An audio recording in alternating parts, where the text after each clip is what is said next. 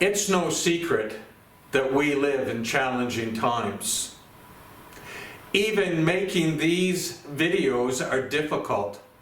In this installment of Where is Steve, I wasn't able to travel to a physical location.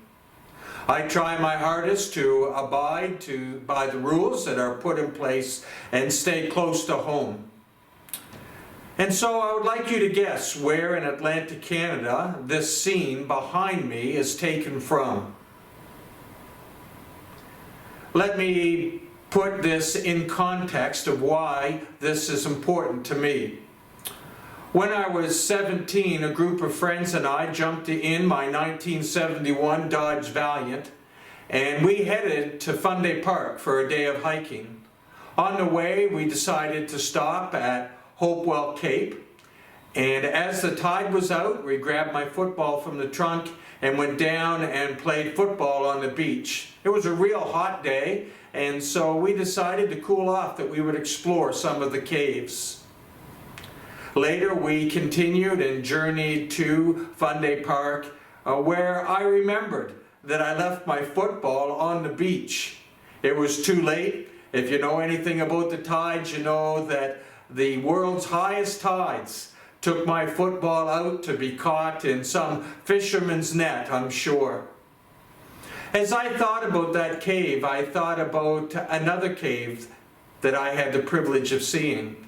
It was in Nazareth Village, behind a YMCA.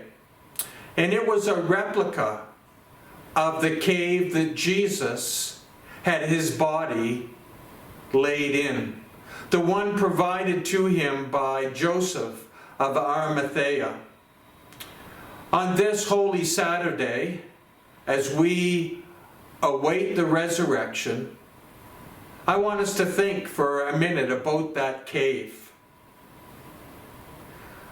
All along the hillside in Jerusalem, there are caves or tombs that have been hewn into the rock. And inside the caves, there are tables that bodies were laid onto. Maybe tables is the wrong word. They were more like platforms that were made in the limestone. And when a person died, their body was carried into the tomb and laid out on this piece of limestone. And then the stone was rolled across to provide finality. This is what happened to Jesus. His body was put in that tomb. The commentary to the Hebrew Scriptures, the Midrash, tells the story of how it was believed that a person's spirit hovered above their body for 3 days before it went into eternity, waiting to see if it would have opportunity to once again enter into the body.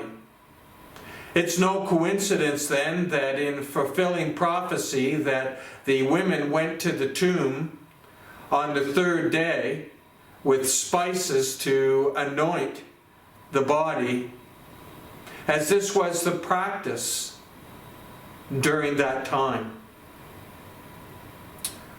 You know the story as well as I know the story. When they got there, someone had rolled the stone away.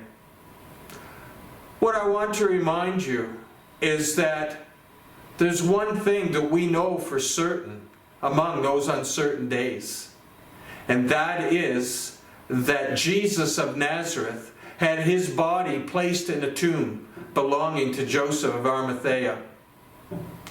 When I went on a trip to the Holy Land 8 years ago, I went and saw the site where archaeologists believe that Jesus was buried. To preserve it, they have built a cathedral of the sepulchre over top of it. And you can go in one wing of this large church and you can see Golgotha, where Jesus died.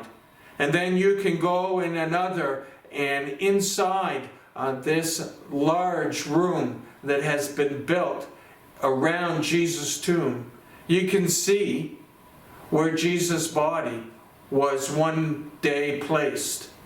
Years ago, they took the platform, the limestone platform, out of the tomb. I mean, talking hundreds of years ago, and they put it outside to keep pilgrims from taking a piece as a souvenir. They put a marble top in it.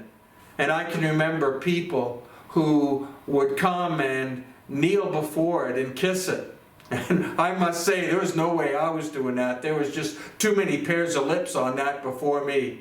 But I stood and looked and appreciated the fact that our Savior, Jesus Christ, could very well have laid one day on that slab.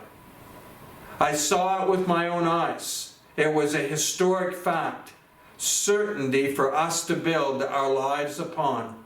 Jesus, who died on Calvary, had his body put in that tomb where it stayed for 3 days.